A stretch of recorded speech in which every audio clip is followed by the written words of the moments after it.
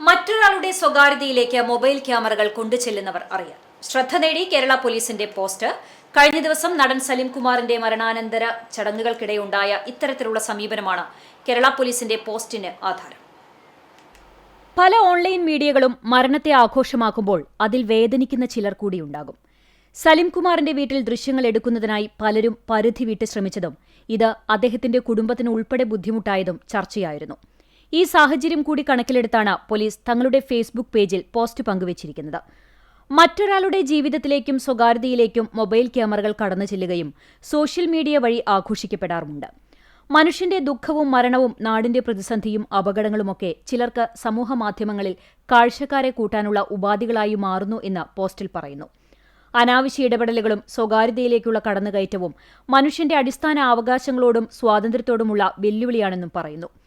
Indian ഭരണഘടന ഉറപ്പു നൽകുന്ന സ്വകാര്യതയ്ക്കുള്ള അവകാശം മൗലികാവകാശമാണ്. ഒരാളുടെ അനുമതിയില്ലാതെ അയാളുടെ സ്വകാര്യ ദൃശ്യങ്ങൾ പകർത്തുകയോ പ്രചരിപ്പിക്കുകയോ ചെയ്യുന്നത് നിയമ നടപടികൾക്ക് കാരണമാകാം.